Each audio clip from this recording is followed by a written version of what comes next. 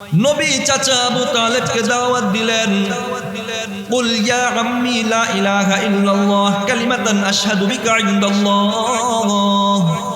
চাচা গো, আপনি পড়েন লা ইলাহা ইল্লাল্লাহ, এই কালিমাটা দিয়ে আমি আল্লাহর কাছে আপনার ব্যাপারে সাক্ষী প্রদান করব।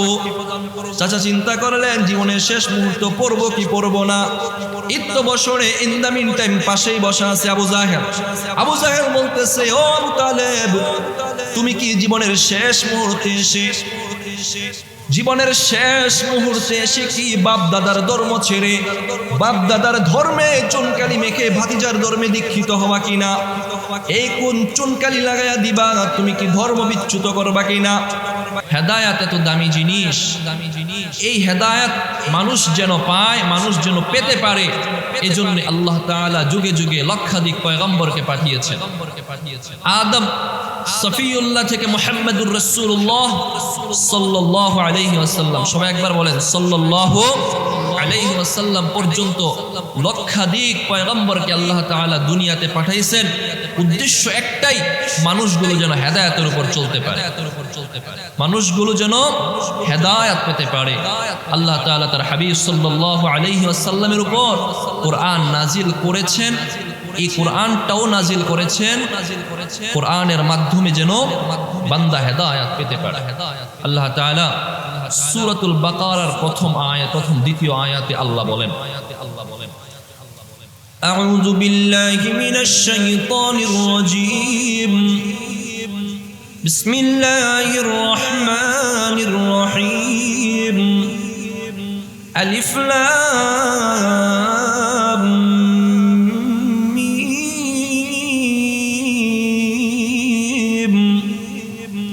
যালিকাল কিতাবু লা রাইবা ফীহি হুদাল লিল মুত্তাকিন।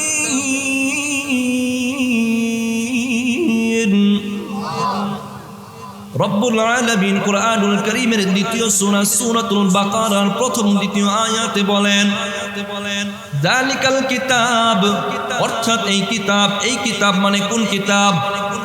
কুরআনুল কারীম। হুদাল লিল মুত্তাকিন, যালিকাল কিতাবু লা রাইবা ফী, এই কিতাবের মাঝে কোনো সন্দেহ নাই। হুদাল লিল মুত্তাকিন, এই কিতাবটা মুত্তাকিদের হেদায়েতের জন্য এসেছে। মুত্তাকিদেরকে যেন সরল সঠিক পথে পরিচালিত করা যায়, এই জন্য এই কিতাবকে আল্লাহ নাজিল করেছেন। আমার ভাই আল্লাহ তাআলা আদম সফিউল্লাহ থেকে মুহাম্মদুর রাসূলুল্লাহ সাল্লাল্লাহু আলাইহি ওয়াসাল্লাম পর্যন্ত লক্ষাধিক পয়গম্বর দুনিয়াতে অবতরণ করেছেন। প্রত্যেক নবীর একটা কাজ ছিল, কওমকে বলেছেন কুলু লা ইলাহা ইল্লাল্লাহ ওয়া তুফলিহু। ও আমার জাতি সম্প্রদায়, তোমরা বলো লা ইলাহা ইল্লাল্লাহ, সফলকাম হয়ে যাও। দাওয়াত দিতেন, কালিমার দাওয়াত দিতেন, মুসলমান বানাইতেন।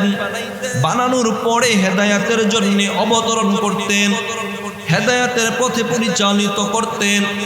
ঠিক তেমনি ভাবে আমাদের নবী মুহাম্মদুর রাসূলুল্লাহ সাল্লাল্লাহু আলাইহি ওয়াসাল্লামকে আল্লাহ তাআলা একই কারণে দুনিয়াতে পাঠাইছেন। পাঠানোর পরেও একটা জিনিস, এই হেদায়েতের পথে পরিচালিত করার দাওয়াতটা শুধু নবীদের মধ্যে ছিল, কিন্তু হেদায়েত কোনো মানুষকে দেয়া এটা কোনো নবীর পক্ষেও সম্ভব না। মানুষকে হেদায়েত দিয়ে দেওয়া এটা কোনো নবীর পক্ষেও সম্ভব না। এটা শুধু একমাত্র কার পক্ষে সম্ভব?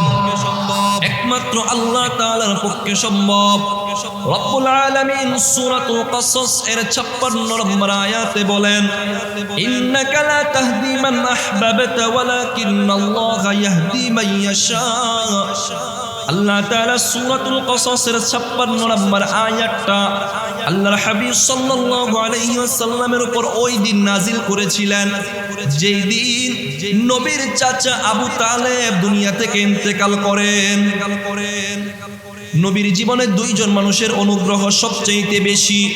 একজন হলেন তার চাচা খাজা আবু তালেব, দুই নাম্বার হলেন নবীর প্রথম স্ত্রী খাদিজাতুল কুবরা রাদিয়াল্লাহু তাআলা আনহা। এই দুইজন মানুষ নবীকে সুখে দুঃখে পাশে ছিল, কষ্টে সাহারা দিত, কাফেরদের নির্যাতন প্রতিহত করত, সব সময় নবীর পাশে লেগে থাকতো। নবীর কোনো কষ্ট হলে ওই কষ্টটা নিজেদের উপরও নিত। খাজা আবু তালেব যেদিন ইন্তেকাল করেন, নবী ঘরের মধ্যে প্রবেশ করলেন। ঘরে প্রবেশ করে দেখেন পাশেই বসা আছে আবু জাহেল এবং উমাইয়া। নবী চাচা আবু তালেবকে দাওয়াত দিলেন, কুল ইয়া আম্মি লা ইলাহা ইল্লাল্লাহ কালিমাতান আশহাদু বিকা ইনদাল্লাহ। চাচা গো, আপনি পড়েন লা ইলাহা ইল্লাল্লাহ, এই কালিমাটা দিয়ে আমি আল্লাহর কাছে আপনার ব্যাপারে সাক্ষী প্রদান করব। চাচা চিন্তা করলেন জীবনের শেষ মুহূর্ত পড়ব কি পড়ব না। ইত্য বছরে ইন দ্য মিন টাইম পাশেই বসা আছে আবু জাহেল। আবু জাহেল বলতেছে, ও আবু তালেব, তুমি কি জীবনের শেষ মুহূর্তে এসে কি বাপ দাদার ধর্ম ছেড়ে, বাপ দাদার ধর্মে চুনকালি মেখে ভাতিজার ধর্মে দীক্ষিত হওয়া কিনা? এই কোন চুনকালি লাগাইয়া দিবা, তুমি কি ধর্ম বিচ্যুত করবা কিনা? এখন মনে করলো যে বাবার ধর্মে চুনকালি দেয়া যাবে না, মানুষ বলবে শেষ মুহূর্তে এসে ধর্ম ত্যাগ করেছে, আমার বদনাম বলবে মানুষ। এজন্য ঈমান আনতে পারে না। এই নবী চেষ্টা করেছিলেন, কাছের মানুষ, নিকটের মানুষ, যেই মানুষটা আমাকে সব সময় অনুগ্রহ করেছে, আমরা কারো অনুগ্রহ যদি আমাদের উপর থাকে, আমরা তার অনুগ্রহকে স্বীকার করি। বাংলা একটা কথা আছে, যার নুন খায় তার গুণ গায়। আল ইনসান আব্দুল ইহসান, আরবিতেও প্রবাদ আছে, মানুষ অনুগ্রহের দাস। একটা কুকুরকেও যদি আপনি একটা রুটি দেন, সে একদিন আপনার পিছনে ঘুরবে। একটা মানুষকেও যদি 500 টাকা দেন, ঘুরবে কি ঘুরবে না? দেখেন না, নির্বাচন আসতেছে, ঘুরে কি ঘুরে না? 500 টাকা দিলে ঠিকই ঘুরে। আল ইনসান আব্দুল ইহসান, মানুষ অনুগ্রহের দাস। যখন কারো উপর কেউ অনুগ্রহ করে, সে এই অনুগ্রহের স্বীকার করে নেয়, অনুগ্রহ মেনে নেয়। চাচা আবু তালেব রাসূলের সারাটা জীবন অনুগ্রহ করে গেছেন, জীবনের শেষ সায়ান্নে চেয়েছিলেন চাচাকে যদি কালিমা পড়িয়ে মুসলমান বানানো যায়, তাহলে মৃত্যুর পরে তিনি ভালো থাকবেন। কিন্তু না, হেদায়াত তো রাসূলের হাতেও নাই। হেদায়াত হলো একমাত্র কার হাতে? চিল্লায়া বলেন। আল্লাহ আয়াত নাজিল করে দিলেন, ইন্নাকা লা তাহদি মান আহবাবতা ওয়ালাকিন্নাল্লাহা ইয়াহদি মান ইয়াশা।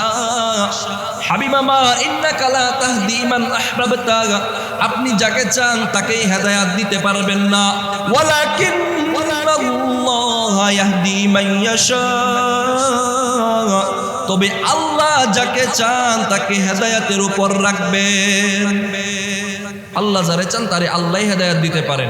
1 নাম্বার পয়েন্ট, হেদায়েত দামি, এজন্য লক্ষাধিক পয়গম্বরকে পাঠাইছেন। কিন্তু শুধু এই পথে দাওয়াত দেওয়ার জন্য হেদায়েত কারো হাতে ছিল না, হেদায়েত ছিল একমাত্র আল্লাহর হাতে। 2 নাম্বার, হেদায়েত কতটা গুরুত্বপূর্ণ, কতটা গুরুত্বপূর্ণ দেখেন। আমরা প্রতিদিন নামাজ পড়ি কি পড়ি না? নামাজ যে পড়ে না সে কি মুসলমান? সে মানুষ, সে পশুর চেয়ে অদম। উলাইকা কাল আনআম বাল হুম আদল, সে পশুর চেয়ে অদম। একটা কুকুরও নামাজ পড়ে না, রবের সিজদা দেয় না, খায় দায় ঘুমায়। তো যে নামাজ পড়ে না সে তো এই দৃষ্টিকোণ থেকে একই রকম। রব বলছে সিজদা করো, সে যখন করে না শুধু খায় দায় আর ঘুমায়। আমরা যারা নামাজ পড়ি, দিনে কয় ওয়াক্ত নামাজ পড়ি? কথা বলেন, কয় ওয়াক্ত? 5 ওয়াক্ত নামাজ পড়ি। 5 ওয়াক্ত নামাজের ফরজ হলো 17 রাকাত।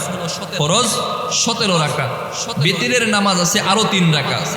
17 আরো 3 কত হলো? 20। সুন্নত নামাজ আছে 5 ওয়াক্ত নামাজে 12 রাকাত। কয় রাকাত? 12 রাকাত। 20 আর 12 কত হলো? 32। এই হেদায়াত কতটা গুরুত্বপূর্ণ। আমরা এই 5 ওয়াক্ত নামাজ এর আশেপাশে 32 রাকাত নামাজেই আমরা আল্লাহর কাছে হেদায়াত চাচ্ছি। 32 রাকাত নামাজেই আল্লাহর কাছে কি চাচ্ছি? হেদায়াত চাচ্ছি। গুরুত্ব কম না বেশি? বেশি। আল্লাহর কাছে আমরা কি বলি? বিসমিল্লাহির রহমানির রহিম। আলহামদুলিল্লাহি রাব্বিল আলামিন আর রহমানির রহিম মালিকি ইয়াউমিদ্দিন ইয়াকা না'বুদু ওয়া ইয়াকা নাস্তাঈন اهدنا الصراط المستقيم صراط الذين أنعمت عليهم غير المغضوب عليهم ولا الضالين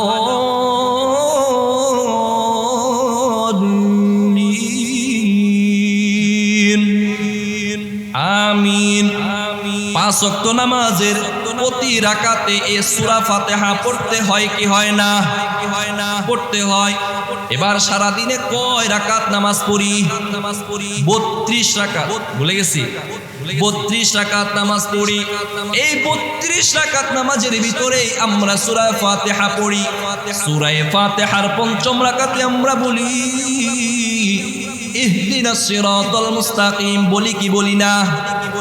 ইহদিনাস সিরাতাল মুস্তাকিম। আমরা আল্লাহর কাছে কি চাই? আল্লাহর কাছে চাই আল্লাহ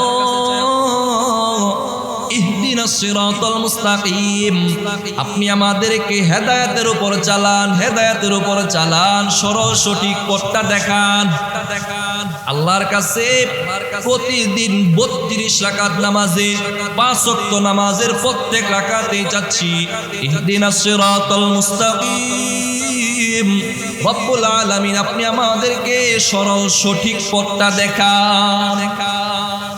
গুরুত্ব কম হলে না বেশি হলে? 32 রাকাত নামাজেই চাইতেছি আল্লাহ আপনি আমাদেরকে সরল সঠিক পথ দেখান, সরল সঠিক পথ দেখান, সরল সঠিক পথ দেখান, মানে হেদায়েতের পথ দেখান, হেদায়েতের পথে পরিচালিত করেন।